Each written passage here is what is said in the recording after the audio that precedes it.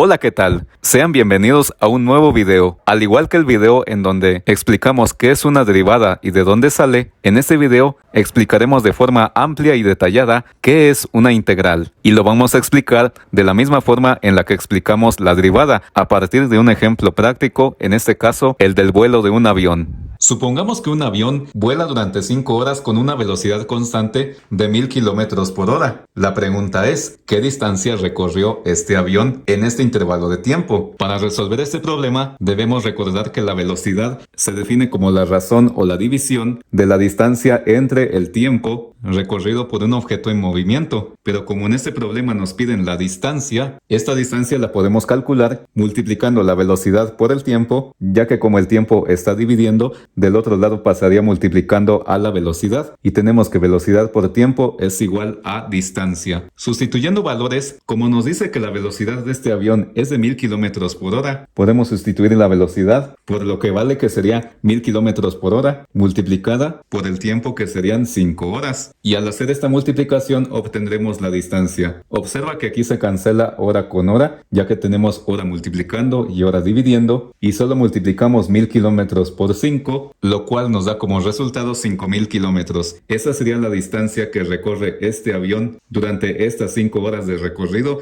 en caso de que tuviera una velocidad constante de 1000 kilómetros por hora. Repito, esto en el supuesto caso de que la velocidad de este avión fuera constante, es decir, que nunca cambiaría de 1000 kilómetros por hora en este intervalo de tiempo, que serían las 5 horas. Si nosotros queremos representar esto en una gráfica de una función, tendríamos algo como esto. En esta gráfica, el eje horizontal representa el tiempo, que como ya vimos se mide en horas, que ha transcurrido el vuelo de este avión. El eje vertical es la velocidad del avión. Esta velocidad depende del tiempo, y como ya vimos, esta velocidad se mide en kilómetros por hora. Pero como nos dice que la velocidad de este avión es una velocidad constante, eso significa que no importa cuánto tiempo haya pasado, este avión tendrá una velocidad constante de 1000 kilómetros por hora. O sea que esta velocidad no va a cambiar. Por lo tanto, la gráfica que describe la velocidad de este avión sería una línea recta, paralela con el eje horizontal. Y como ya vimos que la distancia se calcula multiplicando la velocidad por el tiempo, en este caso si el tiempo es 5 horas y la velocidad son 1000 kilómetros por hora, y ya vimos que al multiplicar 1000 kilómetros por hora por 5 horas nos da 5000 kilómetros, obtendremos la distancia recorrida por este avión. En esta gráfica,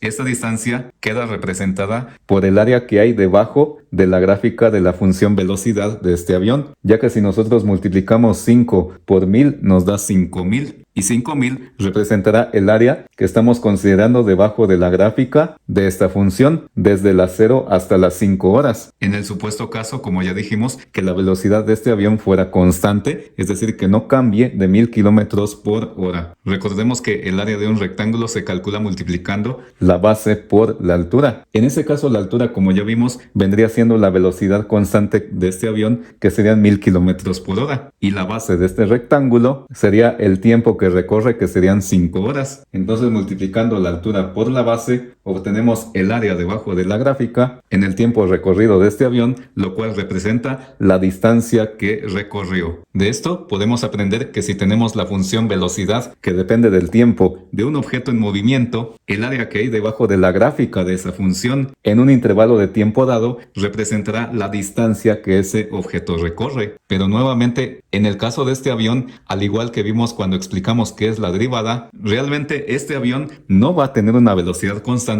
en toda su trayectoria. ¿Por qué? Porque para empezar, este avión despega con una velocidad 0 y va aumentando progresivamente hasta que llega a su velocidad máxima y se encuentra en el aire. Además, en el aire se pueden presentar problemas como turbulencia, lluvia, viento, etc. Y además, cuando este avión aterriza, su velocidad va disminuyendo hasta que vuelve a ser 0. Entonces, en toda su trayectoria, la velocidad de este avión puede ir variando. No será una velocidad constante. Así que una gráfica más realista y adecuada para expresar la velocidad de este avión sería esta, en donde vemos que la velocidad de este avión puede ir cambiando a lo largo del tiempo que va pasando, en este intervalo de tiempo de 5 horas. horas. Y como vimos en el ejemplo anterior, si nosotros queremos calcular la distancia que ha recorrido este avión, lo que tendríamos que hacer es calcular el área que hay debajo de la gráfica que describe la velocidad de este avión entre el intervalo de tiempo que estamos tomando en cuenta, que va de 0 a 5 horas. Pero calcular el área que hay debajo de esta curva en este intervalo de tiempo ya no es tan fácil, porque a diferencia del ejemplo anterior, en donde la velocidad de este avión era totalmente constante, de 1000 kilómetros por hora, y lo único que teníamos que hacer era multiplicar el tiempo por la velocidad, aquí ya no tenemos eso. Aquí tenemos una figura que tiene 3 lados rectos y un lado curvo, y no tenemos ninguna fórmula para calcular esta área. Entonces, ¿cómo vamos a calcular el área que hay debajo de la curva en este intervalo de tiempo? Como vimos en el primer video de esta lista de reproducción de cálculo integral, Riemann, matemático alemán, aplicó las ideas de matemáticos como Arquímedes y Eudoxio para calcular áreas debajo de curvas. El método que Riemann utilizó para calcular el área debajo de una curva fue el de construir rectángulos por debajo de la curva, en donde la altura de cada rectángulo coincidiera con un punto de la curva, como se puede observar en la figura. Como ya vimos, calcular el área de un rectángulo es muy fácil. Lo único que tenemos que hacer es multiplicar la base por la altura. Al sumar las áreas de todos los rectángulos, calculamos el área aproximada que hay debajo de la curva. Y decimos aproximada porque observemos que entre la curva y los rectángulos quedan espacios vacíos. O sea que no vamos a obtener un área exacta, sino más bien un área aproximada, porque obviamente entre la curva y los rectángulos nos van a quedar espacios vacíos. Pero él se dio cuenta de que si construía más rectángulos que fueran cada vez más delgados, la suma de todas sus áreas se aproximaba más al área que hay debajo de la curva, ya que los espacios vacíos entre la curva y los rectángulos se hacía cada vez más pequeño. Al hacer esto, la base de cada rectángulo se iba a hacer cada vez más pequeña, o sea que la base de cada rectángulo tendía a 0, es decir, se hacía cada vez más pequeñita, y a su vez el número de rectángulos se incrementaría de una manera indefinida, es decir que ese número de rectángulos tiende hacia infinito. Volviendo al ejemplo del avión, para generalizar esta idea y usar este concepto en todo tipo de funciones, no solo en velocidad y tiempo, vamos a cambiar las variables de la función velocidad de este avión por x y f de x, recordando que x es el tiempo y f de x es la velocidad. Y el área que queremos calcular, que es el área que hay debajo de esta curva, será la distancia que este avión recorre en este intervalo de tiempo. Si al tiempo 1 lo llamamos con la letra A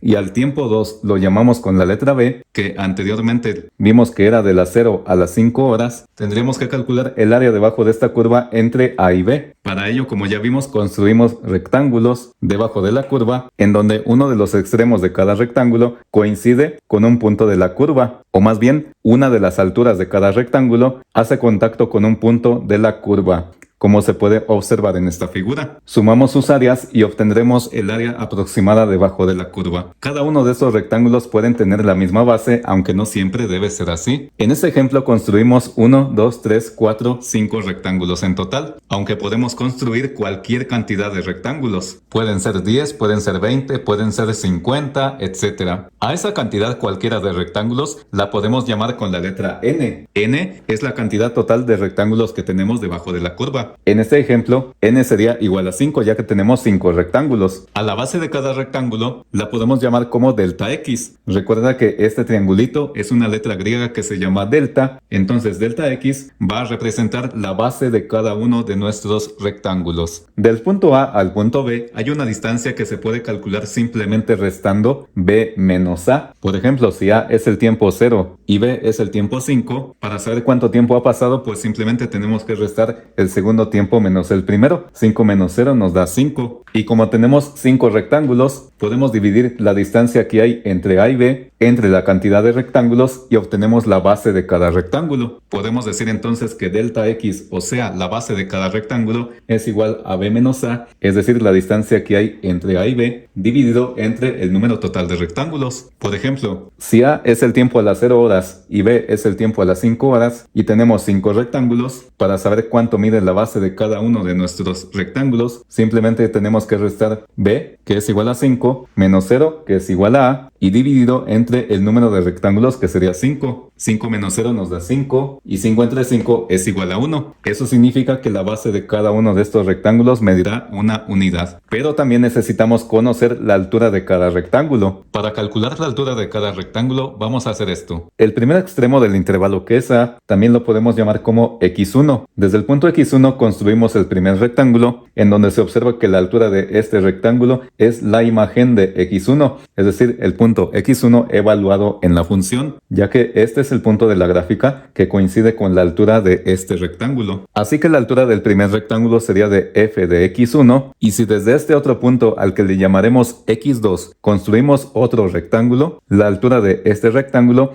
sería la imagen de x2, es decir, el punto x2 evaluado en la función. Así que la altura del otro rectángulo sería de f de x2. En el otro punto o la otra división a la que llamaremos x3, construimos otro rectángulo y de igual forma la altura de este rectángulo sería f de x3, es decir, la imagen de x3 o la función evaluada en x3. Así que la altura de este rectángulo sería f de x3 y así nos podemos seguir sucesivamente con las alturas de los demás rectángulos que tengamos. Por ejemplo, si aquí este fuera el punto x4, la altura de este rectángulo sería de f de x4 y terminamos con el último rectángulo que termina en el punto B, que es el segundo extremo del intervalo y que a este punto también lo podemos llamar como xn. ¿Por qué xn? Porque recordemos que n es el número de rectángulos y si este sería el último, pues este sería el rectángulo número 5, digamos, ya que tenemos 5 rectángulos y la altura del último rectángulo sería f de xn. Entonces, para calcular el área bajo la curva de esta función en este intervalo, tenemos que sumar las alturas de cada rectángulo, recordando que el área de un rectángulo es base por altura.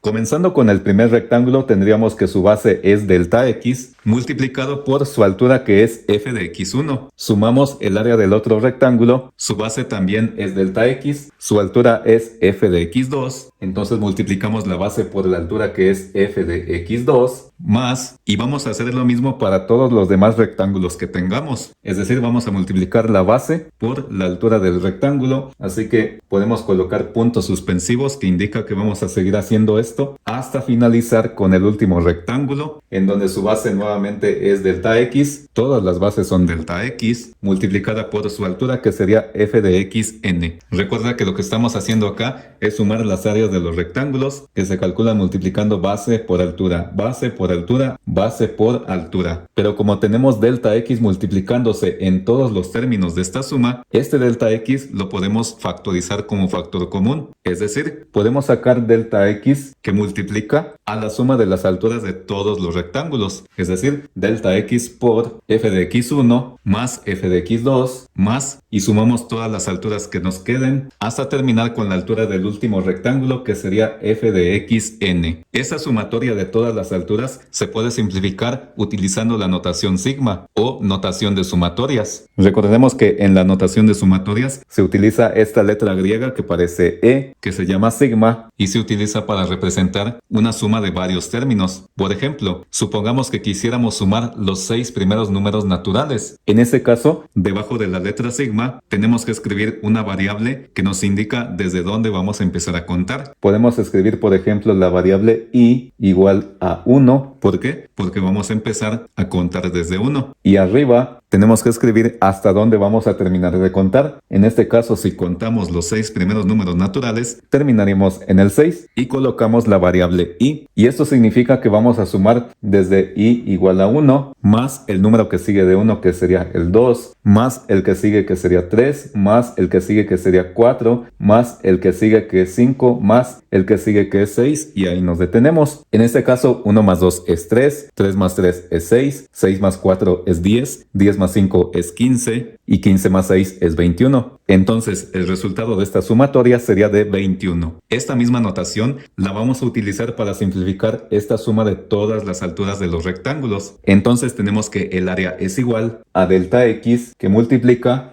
a la sumatoria y aquí vamos a asignar una variable, por ejemplo la variable y que va desde 1. ¿Por qué? Porque comenzamos desde x1 y arriba colocamos n. ¿Por qué? Porque vamos a sumar hasta el rectángulo que tiene como altura xn de f de x y, lo cual significa que el área total debajo de la curva va a ser igual a delta x, que es la base de cada rectángulo, multiplicada por la sumatoria de las alturas de todos los rectángulos. Esa sumatoria es lo mismo que esto, ya que si y vale 1, tendríamos f de x1 más, cuando y vale 2, tendríamos f de x2 más, y nos seguimos así hasta terminar con f de xn, o sea, la altura del último de los rectángulos. Esto también se puede escribir de esta manera, colocando primero la sumatoria de las alturas multiplicada por la base de cada rectángulo. El orden de los factores no altera el producto. Sumatoria de todas las alturas por la base de cada rectángulo. Pero como vimos al principio de este video, para que nosotros podamos obtener un área lo más aproximada posible al área que hay debajo de la curva, entre este intervalo, tendríamos que construir más rectángulos cada vez más delgados. Al hacer esto, la base de cada rectángulo, que es delta x, se va a hacer cada vez más pequeñita, de manera que tiende a 0. O sea, se va a hacer cada vez más pequeñita, que se va a aproximar lo más posible a 0, y a su vez la cantidad de rectángulos se va a hacer cada vez más grande, de manera que esta cantidad de rectángulos tiende hacia infinito. O sea que vamos a tener una cantidad muy grande de rectángulos cada vez más delgaditos. Al sumar todos esos rectángulos delgaditos, vamos a obtener un área más aproximada al área debajo de la curva en el intervalo que va desde A hasta B. Recordemos que n es la cantidad total de rectángulos, entonces si esta cantidad total de rectángulos tiende hacia infinito, eso significa que la base de cada rectángulo tiende hacia 0, o sea que se va a hacer cada vez más pequeñita, de manera que su medida se va a aproximar lo más posible a 0. Así que en esta expresión vamos a agregar un límite. El límite, cuando n tiende hacia infinito, de esto, de la sumatoria desde y igual a 1 hasta n de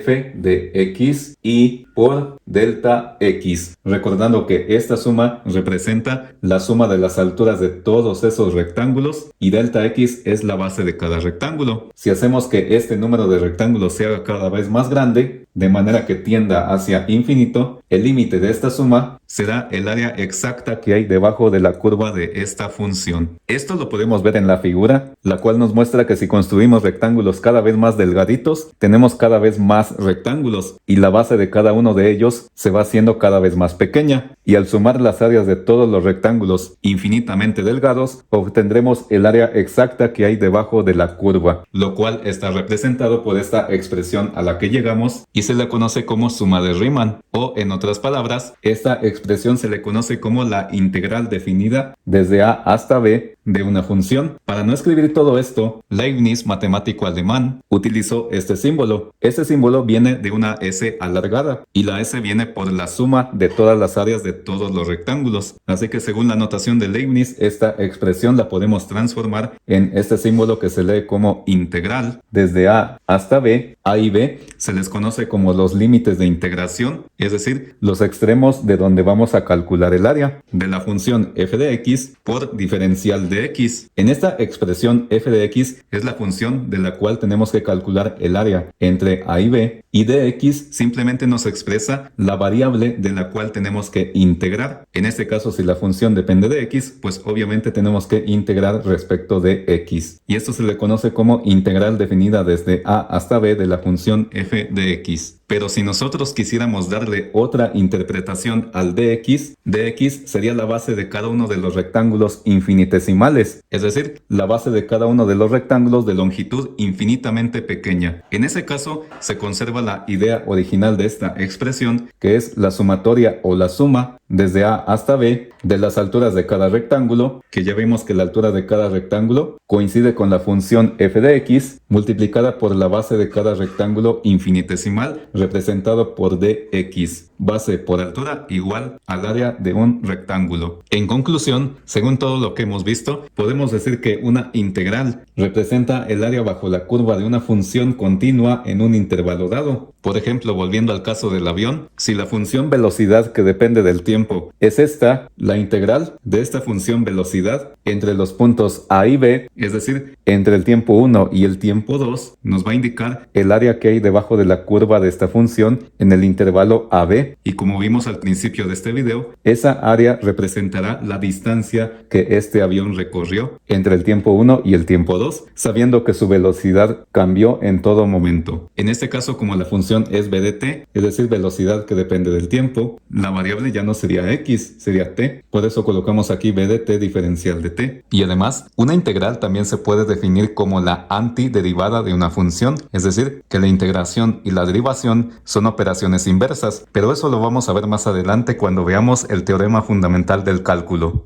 Aprovecho este video para darte las gracias por apoyarme este año 2022. Este ha sido mi primer año creando videos de matemáticas. Espero que te haya servido, que te hayan gustado mis videos. Gracias a todos los suscriptores, que ya son más de 1700, y vamos a seguir por más este año 2023, esperando que este canal crezca y les sirva a todos ustedes. Yo soy el ingeniero Wilmer y nos veremos este próximo 2023. Muchas gracias. Si este video te gustó, no olvides suscribirte, darle like a este video, activa la campanita para que no te pierdas de ningún video, y si está dentro de tus posibilidades, puedes apoyar a este canal haciendo una aportación voluntaria en mi cuenta de PayPal, para la cual te dejo el enlace en la descripción de este video. Saludos.